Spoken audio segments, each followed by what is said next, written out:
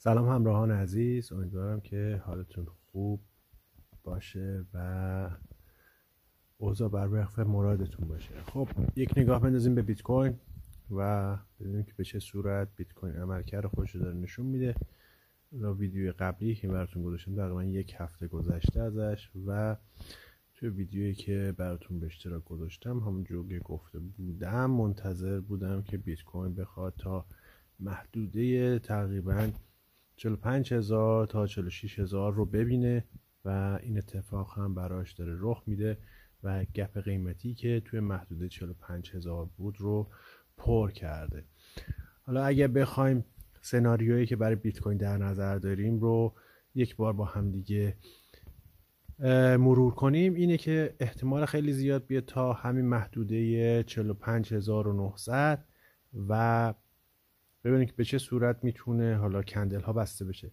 احتمال برگشت قیمت تا قیمت های پایین تر هستش، ولی امکان این هم هستش که بخواد بیت کوین این محدوده بالا که یک به صورت شادوهایی هستش که حالا ما اینجا یک شادو قیمتی میبینیم که تا محدوده 48,900 هست و یک گپ قیمتی که میتونه تا 50,000 هم برسونه خودش رو، این گپ ها پر بشه و یک محدوده بالاتر هم هستش تا 54,000 و 56,000. بیت کوین میتونه این قیمت ها رو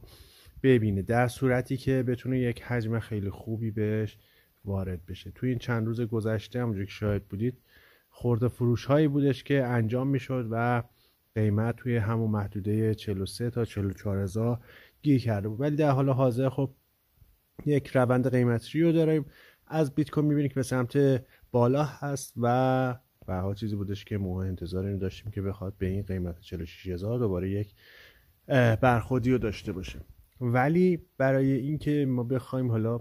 ببینیم که چه سناریویی میتونه محتمل تر باشه باید صبر کنیم تا به محدوده بالا برسه. تقریبا اگه بخوایم از روی اسیلاتور هم بخوایم یک نگاه به بیت کوین بندازیم میبینیم که اسیلاتور هم داره به ما نشون میده که محدوده قیمتی محدوده‌ای هستش که میتونه روند صعودی رو از خودش نشون بده. ولی اگه بریم روی تایم فریم هفتگی، یه چیزی که حالا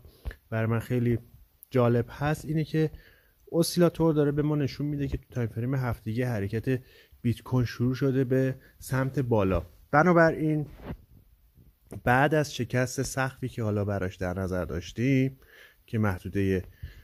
45,800 هست، میتونیم این تصور داشته باشیم بیت کوین میتونه 52,500 رو هم ببینه. بنابراین کسایی که حالا در حال ترید میخوان ترید روزانه دارن و در حال ترید بیت کوین هستن میتونن بعد تایید کندل روزانه و کندل 4 ساعته بعد از اون قیمتی که حالا براش در نظر داریم همونجور رو 4 ساعته هم میبینید حالا یک اصلاح قیمتی ممکنه داشته باشه، تیپی دوش توی 4 ساعته خورده شده و حالا ممکنه که برگشت قیمت تا محدوده رنج قیمتی که حالا لو ما هست 44,300 رو از بیت کوین ببینیم و دوباره برخوردش به همونجوری که مشاهده میکنید همین این توی این ناحیه اینجا هست 45,800 46,000 و